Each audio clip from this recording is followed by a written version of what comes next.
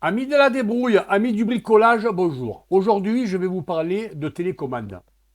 Télécommande copieuse ou télécommande à code 1527. Vous allez me dire, c'est quoi ce charabia?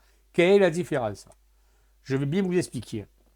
Imaginons que vous ayez un portail qui a déjà une télécommande et que vous voulez une deuxième, une troisième ou une quatrième télécommande pour votre femme ou pour vos enfants.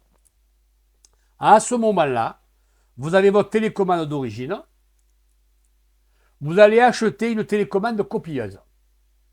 Donc je vous en présente une, copieuse. Je vous en présente une deuxième qui peut exister en copieuse et en 1527. Celle-là aussi, elle peut exister en copieuse et en 1527. Et une troisième dont le but du tuto, on va parler beaucoup de celle-là, qui est pareil, une copieuse et une 1527. Alors, on va parler de la copieuse. Donc, vous achetez des télécommandes copieuses et vous faites ce qu'on appelle un transfert de code. Vous allez copier avec celle-là le code de la télécommande d'origine, que ce soit un portail, une porte de garage, une alarme, un éclairage, ce que vous voulez. Ça, c'est le principe de la copieuse. Toutes les quatre font copieuse. Et ensuite, vous avez la télécommande en 1527, donc celle-là. Celle-là, c'est une spéciale 1527. D'ailleurs, je l'ai marqué. J'ai gravé code. Pour pas que je me trompe. OK? Parce que une 1527, pardon, vous ne pouvez pas vous en servir en copieuse. Ce que je vous expliquais là tout à l'heure. Avec celle-là, vous ne pouvez pas le faire. OK? Par contre, si vous avez une 1527 qui est déjà programmée, vous pouvez par contre, avec une copieuse, transférer les codes. Je me suis bien fait comprendre. Alors, la différence entre la 1527 et la copieuse, c'est que celle-là, pour la programmer au départ, il vous faut un récepteur. Alors, deuxième cas de figure, vous avez une porte de garage ou vous avez un portail et vous n'avez pas de télécommande. Ça ne vous a pas été vendu avec un système de télécommande. Vous avez peut-être un bouton. Vous avez par exemple un digicode. Il peut y avoir un tas de raisons comment vous pouvez ouvrir cette porte de garage ou ce portail. À ce moment-là, vous décidez d'installer un récepteur avec une télécommande de manière à ne plus sortir de la voiture, par exemple, pour ouvrir votre porte de garage. Là, vous allez faire appel au système 1527. Vous allez acheter le récepteur et la télécommande. Je vous mettrai le lien au-dessus avec les prix, les tarifs. À ce moment-là, vous programmez votre code 1527 avec votre récepteur. OK? Alors, vous pouvez acheter par exemple 3-4 télécommandes à code 1527 et les 3-4, vous pouvez les programmer avec le même récepteur. Il y a un mariage à faire. D'accord? Je vous l'expliquerai sur une prochaine vidéo. Ou alors, vous achetez qu'une seule télécommande en 1527 avec un seul récepteur, vous les mariez et ensuite, vous prenez des copieuses et vous transférez les codes de la 1527 à la copieuse. On est d'accord jusqu'à là? Bien. On va parler de cette télécommande qui est un peu spéciale pour moi. Pourquoi? D'abord, c'est son prix. C'est une télécommande qui coûte aujourd'hui, sur AliExpress, elle coûte entre 1,30 € et 2 euros, tout dépend le fournisseur. Si vous l'achetez sur Amazon, si vous l'achetez sur Cdiscount, eBay, vous allez la payer 3 fois le prix, entre 2 et 3 fois le prix. N'oubliez pas que c'est des télécommandes copieuses à 433 MHz.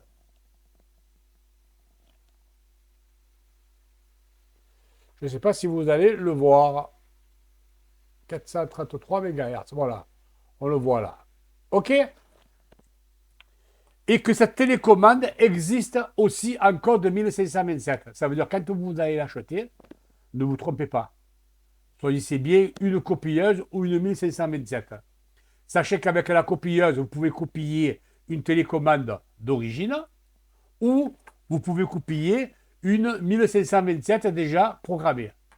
Par contre, si vous vous trompez que vous achetez une 1527, vous ne pourrez jamais copier une télécommande d'origine. Vous êtes obligé de la programmer avec un récepteur. Si vous avez compris ça, vous avez tout compris. On passe à l'intro et on va passer à la démonstration comment programmer cette télécommande à bas prix qui est très fonctionnelle, petite et qui fonctionne avec une batterie 12 volts. 12 volts qui se met ici. Donc il y a une vis, on enlève le capuchon, on l'ouvre en deux et on change la batterie.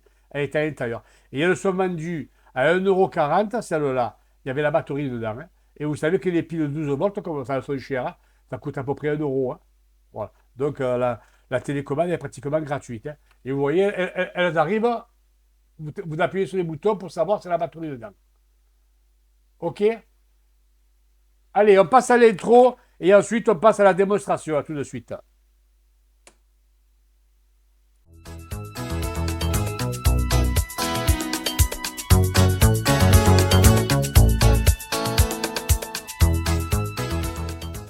Amis de la débrouille, nous allons passer à la réinitialisation de la télécommande. Quand elle est neuve, automatiquement, il faut la réinitialiser.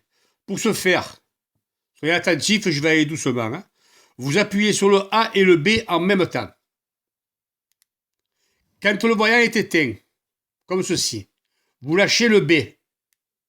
Vous appuyez 3 fois. 1, 2 et 3. Et ça clignote. Et quand ça clignote, c'est que c'est bon.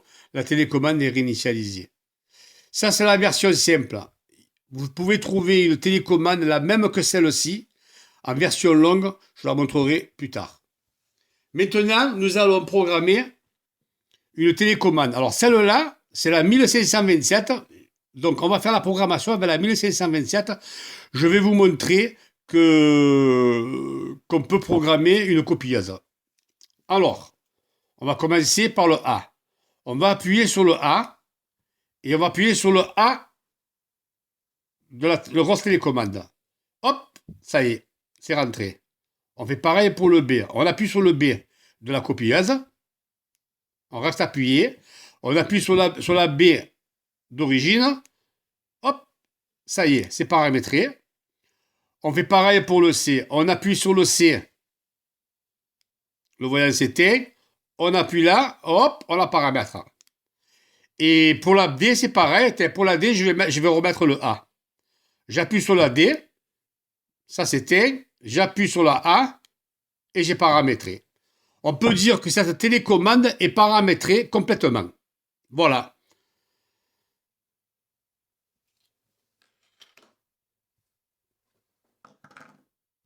Amis de la débrouille. Pour la version longue, je n'ai pas de télécommande qui me permette de vous expliquer. Mais je vais vous expliquer sur une normale. OK?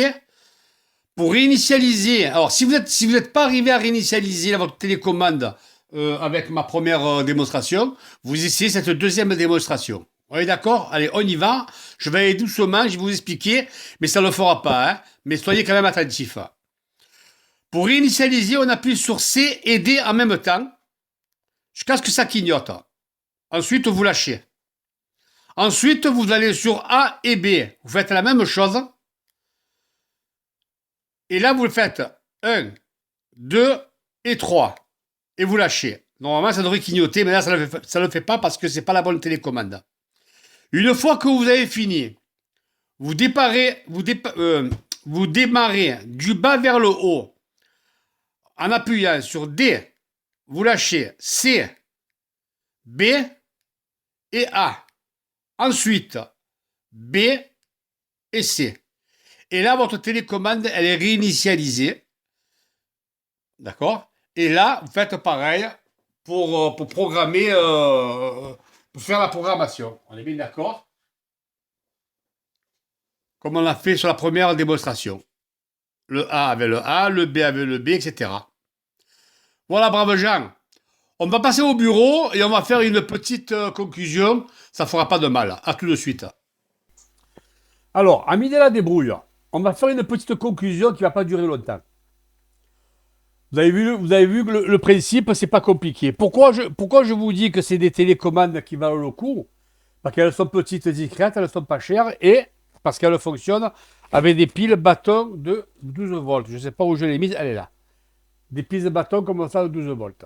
Alors que les autres de télécommande à 50% comme celle-là, ou comme celle-là, ou comme celle-là, elles fonctionnent avec des piles comme ça. Et ces piles comme ça, elles durent moins longtemps et elles sont moins puissantes. Et elles sont plus chères. Ça, étant dit, on n'en parle plus. Maintenant, je vais vous donner 2 conseils. Vous avez vu qu'il y a une méthode courte pour réinitialiser la télécommande et une méthode longue. La méthode longue, je n'ai pas pu vous la démontrer à 100% parce que je n'ai pas de télécommande qui fonctionne comme ça. C'est pour ça que je vous ai dit, vous essayez la méthode courte. Si ça marche, c'est que c'est une méthode courte. Si ça ne marche pas, vous essayez la méthode longue. Uniquement pour la réinitialisation. Hein. Après, pour le copillage, c'est pareil. Hein. Troisièmement, pour le copillage, imaginons que vous programmez votre télécommande. D'accord? Le bouton 1, ça marche. Le 2, ça marche. Le 3, ça ne marche pas. Et le 4, ça marche. Ça peut arriver. Ça peut arriver. C'est comme ça. C'est électronique, c'est comme ça. À ce moment-là, vous ne vous démontez pas.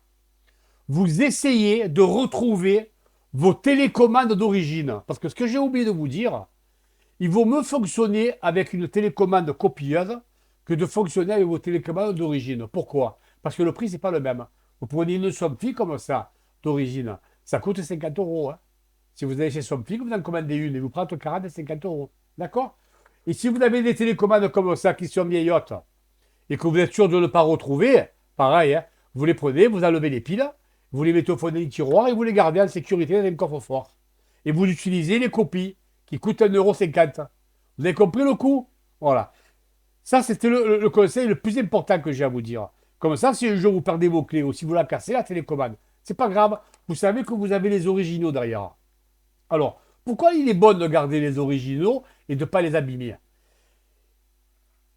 Je vous ai dit que des fois, il se pourrait que vous n'arrivez pas à programmer d'une copie à une autre. D'accord? Ça, par exemple, c'était la 1527.